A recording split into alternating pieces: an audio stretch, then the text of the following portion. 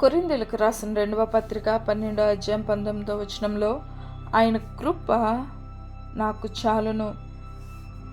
ప్రియమైన వారులారా, మన ప్రభువు మరియు రక్షకుడైన యేసుక్రీస్తు యొక్క సాటి లేని నామంలో మీ అందరికీ శుభవచనములు. ఈ సంవత్సరం 2026 రెండవ నెలలో ప్రవేశించడానికి మనకు సహాయం చేసిన మన ప్రభువుకు స్తుతి కలుగును గాక. ఆయన కృప వలన జీవిస్తున్నాము. ఆయన అద్భుతమైన కృప మనల్ని బలపరిచి, ఆయన శాశ్వత వాగ్దానాలు మరియు ఆయన దైవ శక్తి ప్రతిరోజు మనల్ని శక్తివంతం చేస్తుంది. కొరింథీయులకు రాసిన 12వ అధ్యాయం 9వ వచనంలో పౌలుకు తన శరీరంలో ఒక ముళ్ళు ఇవ్వబడిందని మనం చదువుతాం. ఆ బాధ నుండి అతను విడిపించమని పౌలు తీవ్రంగా దేవునికి ప్రార్థించాడు. కానీ అతను విడుదల కాలేదు. బదులుగా అతను దాన్ని అంగీకరించే సామర్థ్యాన్ని పొందాడు. ముళ్ళను ఎందుకు తొలగించలేదో దేవుడు పౌలుకు ఎటువంటి వివరణలు ఇవ్వలేదు. కానీ నా కృప నీకు చాలు అని వాగ్దానం చేశాడు. బలహీనతలు యందు నా శక్తి సంపూర్ణమగుచున్నదని ఆయన నాతో చెప్పెను. కాగా క్రీస్తు శక్తి నా మీద నిలిచిండు నిమిత్తము లేక నన్ను కప్పు నిమిత్తము విశేషముగా నా బలహీనతలు యందే బహు సంతోషముగా అతిశయపడుదును. దీని ద్వారా ప్రభు పౌలుకు తాను సహాయం చేస్తానని, అతని ఒత్తిడిలో మునిగిపోనివ్వనని, నిరంతరం అతనికి కృప చూపిస్తాను కాబట్టి అతను భయపడవలసిన అవసరం లేదని ప్రభు సెలవిచ్చాడు. పౌలు దాన్ని అర్థాన్ని చూసినప్పుడు మరియు దైవిక వాగ్దాన్ని విన్నప్పుడు అతను తన బలహీనతల యందు సంతోషించడం ప్రారంభించాడు. ఎందుకంటే వీటి కారణంగా అతనికి క్రీస్తు బలం ఎక్కువగా ఉంటుంది.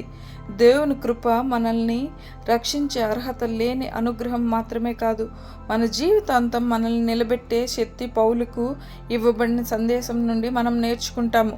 కాబట్టి మనం ప్రోత్సహించబడాలి.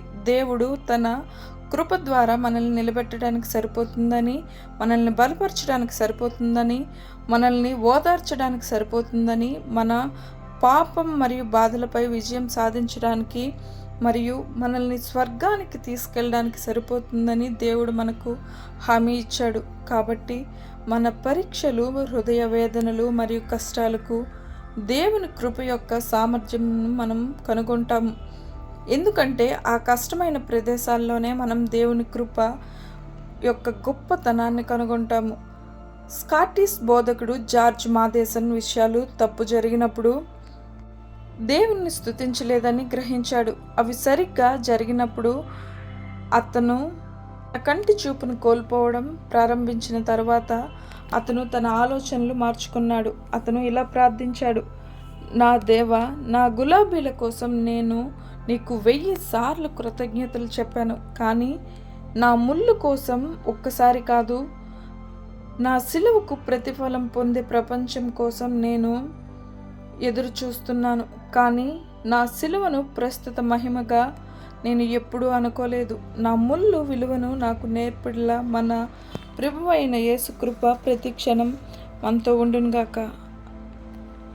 మరియు మనం దేవునిపై మరింత ఎక్కువగా ఆధారపడుతున్నప్పుడు ఆయన బలం మన జీవితాల్లో సంపూర్ణంగా ఉండునుగాక. మీ ప్రార్థనలు మరియు సహకారముకు ధన్యవాదములు. దేవుడు మిమ్మల్ని దీవించునుగాక. ఆమేన్.